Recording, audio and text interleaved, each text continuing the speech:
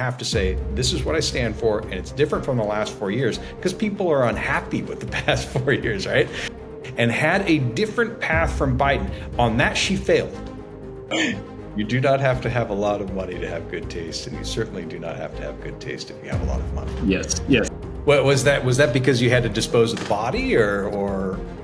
Welcome to the Crypto Swamp Creatures, the show you never knew you needed and still don't want anyways. I'm Christopher Alexander, your blockchain and advocacy communications expert. And I'm Justin Wallin, your guide through the often murky world of politics and polling. Every week, we dive into the intersection of crypto, policy, and politics without taking sides.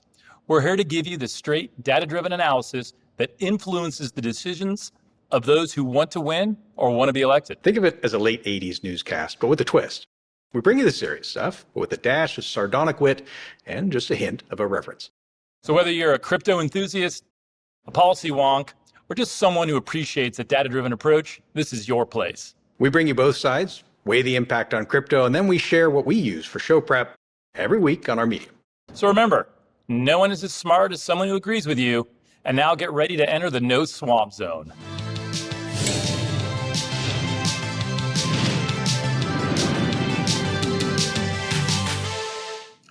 Welcome back to the Crypto Swamp Creatures, a show that at this point I think is enjoyed by dozens of people, which is exciting for Justin and I.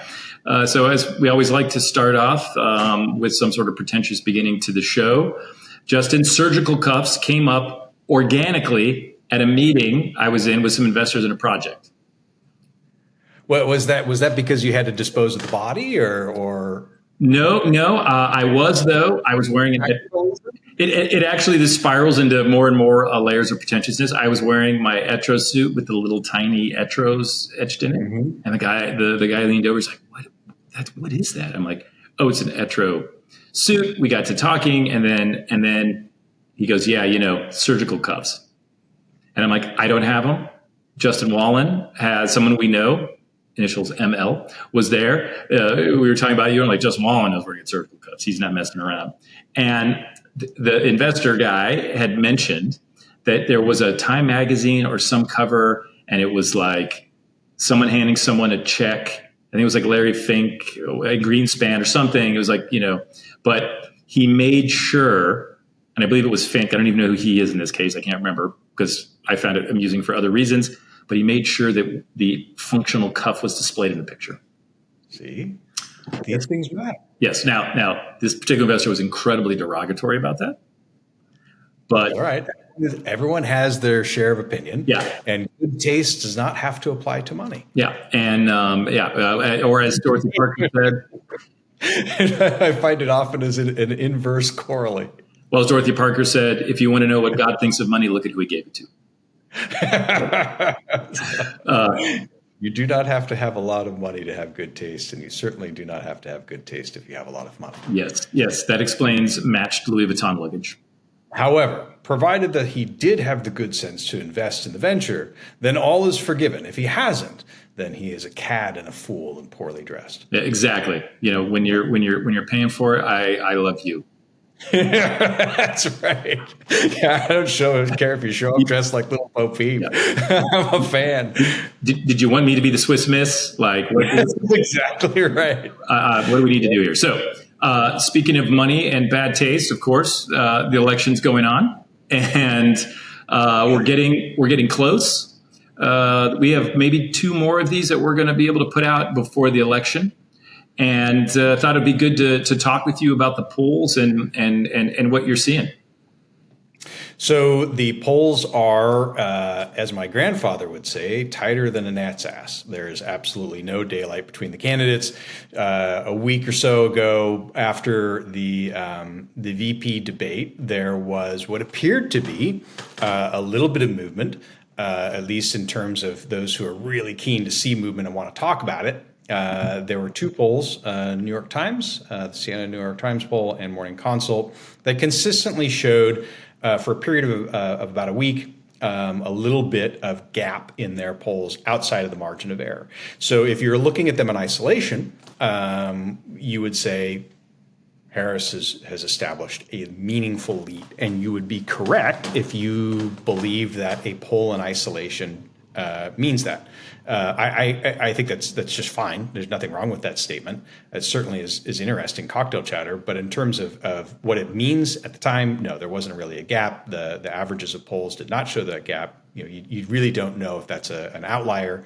And what we've seen since then is the polls have shrunk back to really zero distance between either candidate, either on the national polls or in the swing states. So right now we're exactly where we were.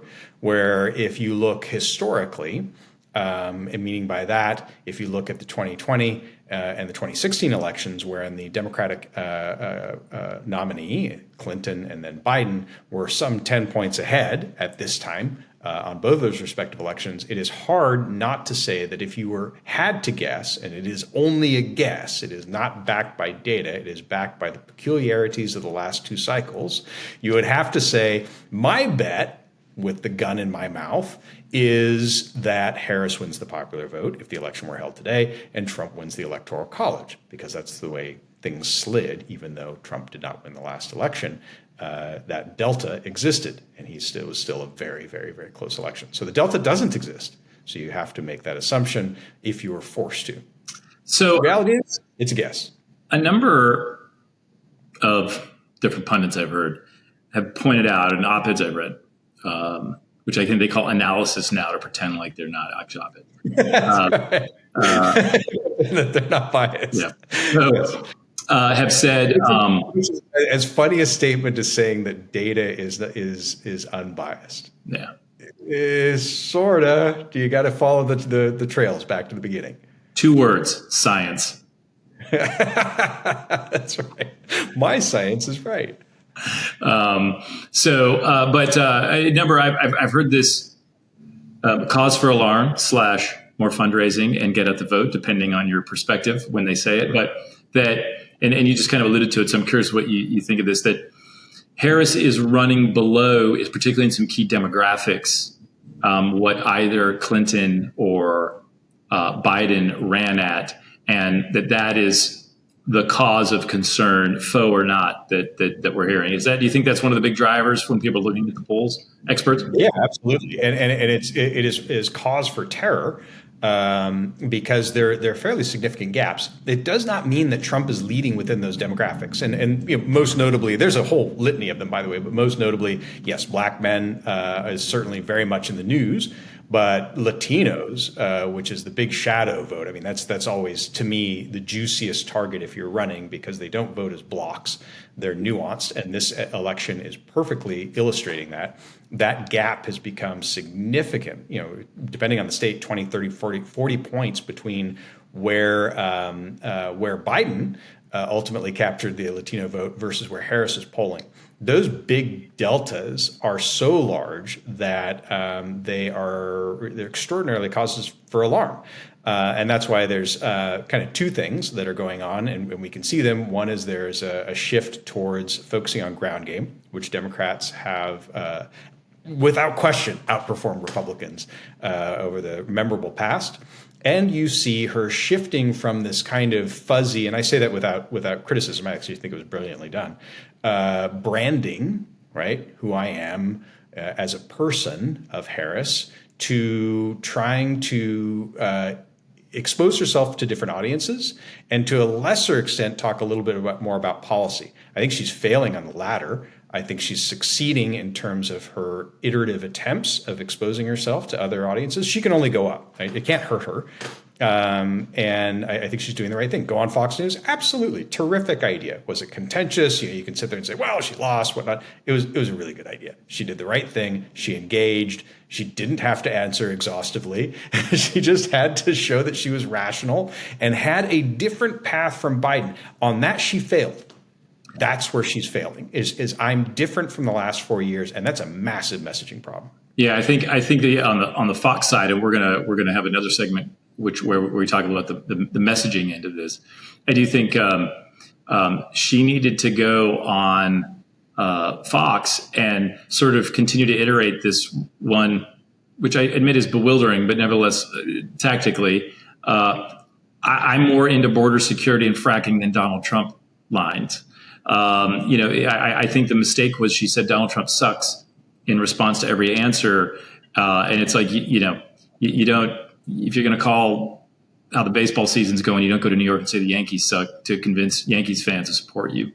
And I think that there was a missed opportunity there, which I think again goes to her kind of struggling as a candidate.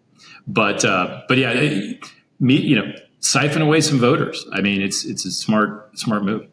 And to that end, you made this point about her reflexively going back to the Donald Trump is bad line, and that's a failure, right? Because the thing about Donald Trump is everyone knows everything there is to know about him. That's his strength, right? I mean, new scandal comes out. Oh my God, this is the one that's going to sink it. No, it's not. He's going to be just fine.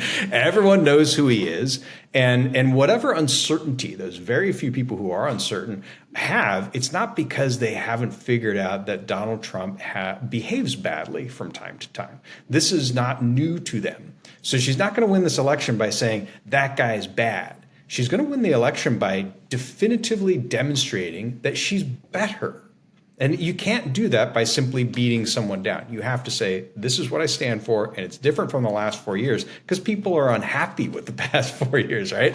And that's a challenge. She seems to really be struggling with that. She's surrounded by some just stellar communicators. Again, like I said, I think she did a terrific job of branding herself once she became the nominee. But she's got to get down to that slog work now of how am I different? It's tough. You can't just stand up and say that guy or gal is bad and win an election. It will not do it. Certainly not with Donald Trump. You're not surprising anyone. No. Well, that's this episode. Tune in, subscribe, do all those things. We want to hit like 50 people. It's imminent, and more soon. And that's all for this week on the Crypto Swamp Creatures. We hope you enjoyed this deep dive into the intersection of crypto, politics, and policy. Remember, the data doesn't lie, and neither do we. Well, not about anything important anyways. Until next time, stay informed, stay skeptical, stay out of the swamp.